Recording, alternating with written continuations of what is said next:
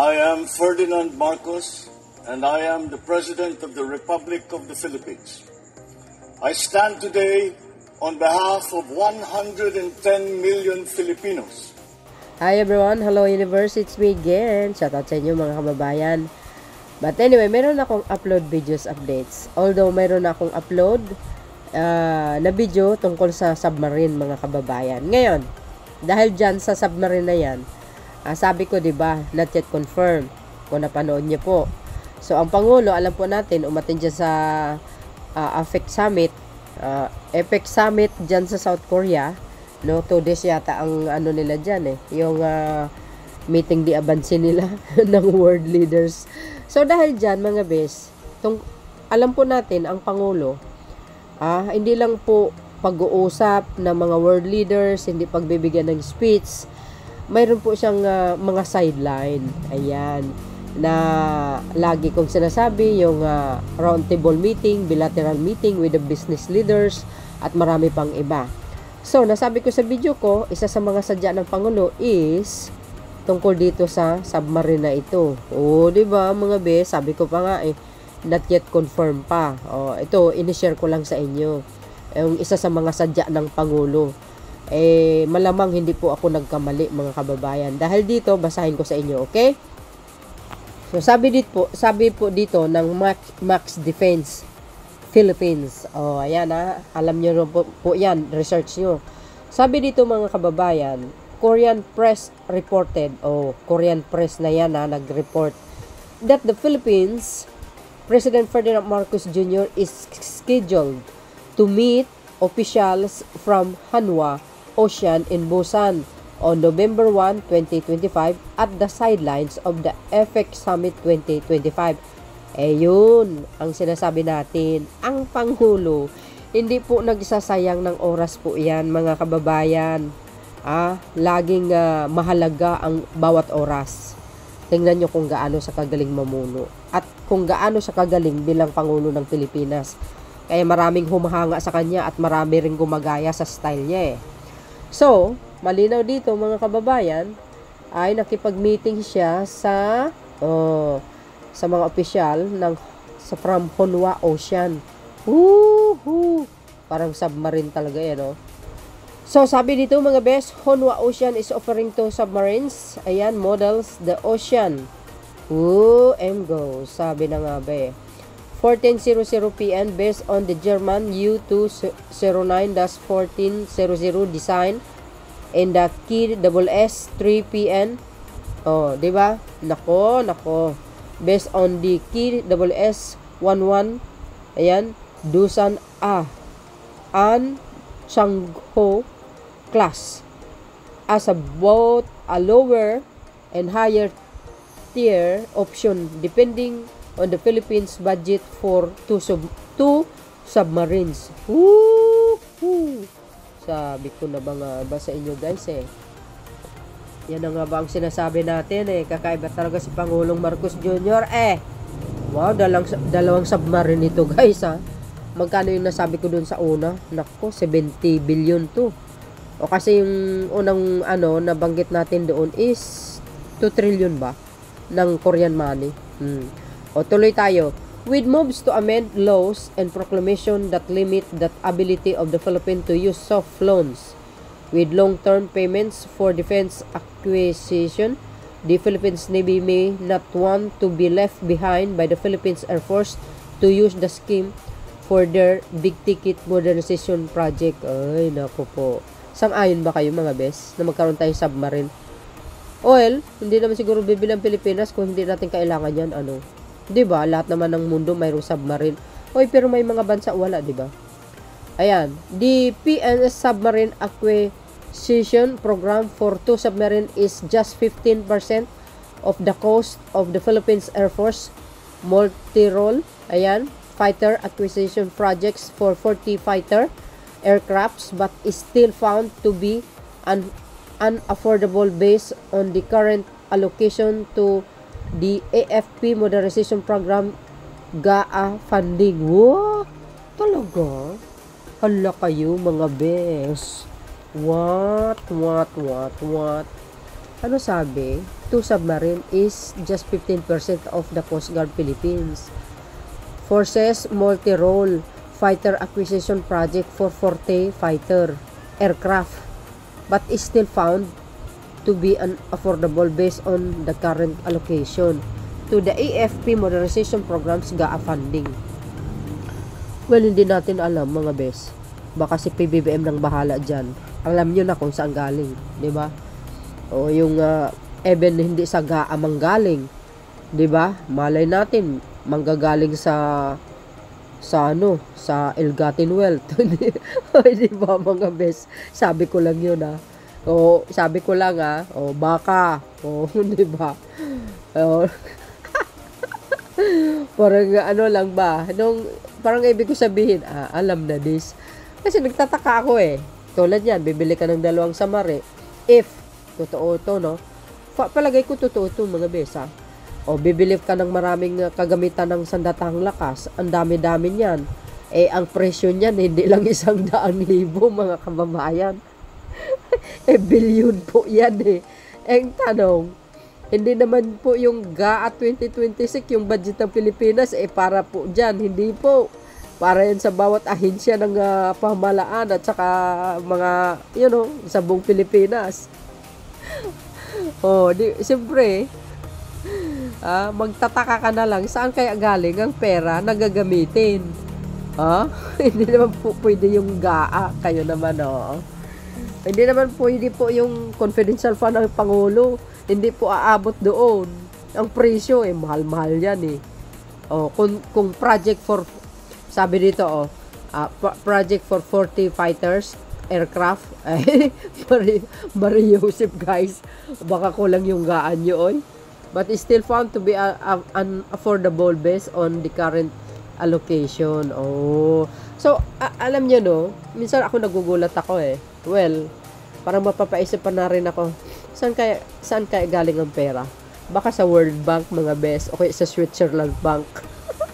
Who knows, diba? Kaisipan ko lamang yun, mga kababayan, Korean analysts are concerned that Hanwha Ocean is also competing with another South Korean shipbuilders. Wow. So, ibig sabihin, hindi lang pala Hanwha Ocean ang gumagawa ng mga ganyan. Marami pala mga shipbuilders na gumagawa sa South Korea, guys. Diba? Sabi niya kasi, Korean analysts are concerned that Hanwha Ocean is also competing with another South Korean shipbuilders, which is ang HD Hyundai Heavy Industries, which they think is a bad idea that could possibly resort to both South Korean shipbuilders to lose to foreign shipbuilders, similar to what happened in the Australia Tier 2 surface combatant competition, where both HHI and Hanwha Ocean lost to Japan's Mitsubishi Heavy Industries. Ganun. Ano ba yun? Anyari. Well, anyway, problema na nila yun, mga kababayan. So, ang importante, di ba? Pag ito po matuloy ang pagbili or pagpapagawa, mga best, talagang bilyon ng halaga yarn. Di ba? Kulang po yung kulang yung GAA. Hindi naman po para dyan yung GAA. Maraming, kasi sa bawat ahensya po yun mapupunta sa mga NGOs, di ba? Yung kay Pangulong Marcos Jr., yung budget lang ng Office of the President, hindi naman yata kayang bilhin yung mga yung mga equipment na yan. Kayo naman, correct me if I'm wrong, guys, At siyempre, di ba, yung budget ng National Defense, di ba, yung PNP or EFP, kaya yon budget nila? Hindi kaya, mga bes. Di ba? Ito, tuloy. Both Hanwha Ocean and HHI are also competing against France Naval Group. Wow, talaga? With their Scorpion Evolve. Spain's Navantia with their SH0PN and Italian-German consortium led by the Fincantieri with their U212 2PN design. Wow, marami pala. Pero mga kababayan, saan ang pinaka-the best na gumawa ng submarine? South Korea o mga European, mga puti? Ako, isa lang ang bansa na ayaw ko, yung China. Wala akong tiwala doon, guys. Bahala kayo sa buhay nyo, basta ako ayaw ko doon. Pero pag yung mga puti, alam nyo naman, bihasa yung mga German eh. Yung mga Espanya na yan eh. Siyempre, especially Amerika. Russia, mas tiwala pa rin ako. Russia, no? O Amerika, the best yan. Siyempre, ang South Korea, mayroon sila submarine eh. Mga beswa, hindi din basta-basta, di kalidad din yung gawa nila. Hala kayo, mga bes. Ayan, ayan, woohoo! Grabe, aba, mga kababayan, pag yan nangyari, nako, palagay ko mangyayari ito, mga kababayan.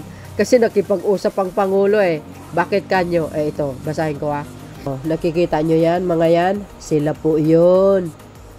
Yung sinabi ko na isa sa mga sadya ng Pangulo nakausapin yung management o yung pinaka-pinuno ng shipbuilders na yan para paggawa ng submarine. Naku po.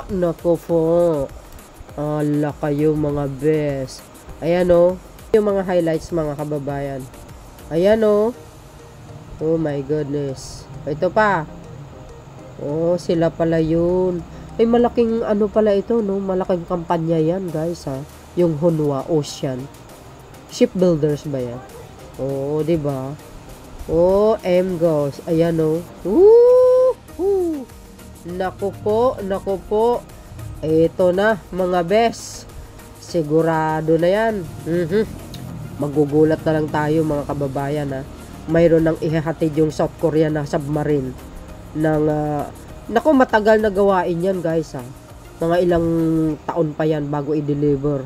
At least, mga kababayan, pag yan na i-deliver sa atin, yung dalawang submarines or yung mga ibang kagamitan pa, alala, ito pakatandaan nyo, yan po ay nakapix na po yung bayad. Sure na yan. Hanggang matapos. Diba? Correct me if I'm wrong. Diba? Maalala natin si PBBM. Bakit kanyo? Ito, basahin ko para sigurado, ito. Yan sila. Grabe, yan, sila pala yun. Nako. Mga din, mga kababayan, di kalidad din yung gawa nila, sa totoo lang. Yung mga kagamitan lang ng South Korea, nako, napakaganda, kompleto. Kayang-kaya nila makipagbakbakan kaya. Diba? Ito, basahin natin, para kompleto, detalyado. Baka sabihin nyo, nagbibiro tayo, Ito. Sabi po ng Presidential Communication Office, President Ferdinand Marcos Jr. on the sideline of the 2025 APEC Summit meet with the shipbuilding's giant Hanwha Ocean Corporation, sigurado yan, to explore strategic defense collaboration focus on enhancing the Philippines Navy capabilities. Woo! Wag mag-iiyak ang mga DDS. The plan includes the construction of the submarine base, the establishment of the local maintenance, repair, and overhaul the MRO centers, and the training of Filipino naval personnel using advanced simulator and system. Hanwha Executive also presented their key SS-111 PN submarines equipped with a modern sonar combat system and lithium-ion batteries for longer underwater endurance. Guys, ang kapalagayan nyo? Confirm yan, confirm. Mga beswa, confirm. Pero guys, ito, tatanong ko lang. Siyempre, sino magdadrive ng submarine? Mga kababayan. Kailangan mag-aral, So, I think, ganun siguro ang gagawin. Ano? Mag-aral yung mga talagang maa-assign sa loob ng submarine, yung ating mga mga Philippine Marines ba? O mga kasunduluan. O, 'di ba, yung mga na-assign diyan, Philippine Navy, ika nga. O, dapat mag-aral sila. Paano magpapatakbo ng marine, ay submarines, naku po. O, ito, palagay ko, confirm mga beswa. Naku po, piniresinta na nila mga bes. 'Di ba? Ang ibig ko sabihin, 'di ba, parang 'di ba sabi dito, ayan, kasi sinabi dito mga beso, nako, talaga namang sosyalin nito mga kababayan. Sabi nga ng Honwa Executive also presented their KSS, -111 PN submarines equipped with a modern sonar combat system and lithium batteries for longer underwater endurance. Pinirisinta nila mga beswa. Kay Pangulong Marcos Jr. Nako, malaking pera ito. 70 billion yung nakalagay doon sa una nating video, no? Laki. Kayang-kaya natin bumili, mga bes. Remember, mayroon pa tayong order, 16 jet pa yon sa Amerika, ha? Nag-order ng Marcos administration. Dami yon mga kababayan, ha? Ang dami pa. Sobrang madami pa. Hindi lang mga jet na yan. Nako. Nako mga bes. Kailangan na, mahabang pag-aaral yan, di ba? Siyempre, i-drive mo yan sa loob ng dagat. Kailangan bihasa ang magdadrive dyan. Hindi lang isang tao. Dapat marami ang magaling mag-drive ng submarine. Dalawa ba naman eh? Hindi kayo naloka. Anong masasabi nyo dito, mga kababayan? Ito, palagay ko, confirm na. Sabi sa inyo, kakaiba si PBBM. Hindi tanggap ng mga mga anti-Marcos for the first time in the history. Magkakaroon ng submarine under the Marcos administration. Yan ang hirap sa iba no? Pag wala kang, yung ibang bumabatikos kay Pangulong Marcos Jr., pag walang nagawa, sasabihin nila, walang kwentang administrasyon na ito. Pero pag may nagawa ka, sabihin nila, salita lang yan. Di ba? Pero hindi nila alam ang kakayahan ni PBBM na magplano or bibili. Tulad yan, bibili. Naku po, wala silang bilibi. Magugulat na lang sila pag diniliver na dito ng South Korea ang submarine na yan. Maalala po natin, si Pangulong Marcos Jr. dahil siya mismo nakipag-usap dyan, kita nyo yan. Maalala nyo itong video na ito, sinasabi ko sa inyo. So yun guys, kayo na pong balang magkomento. Ito confirm. Thank you for watching. See you again on my next upload. Bye bye bye and baboos. God bless Philippines. Submarine pa more.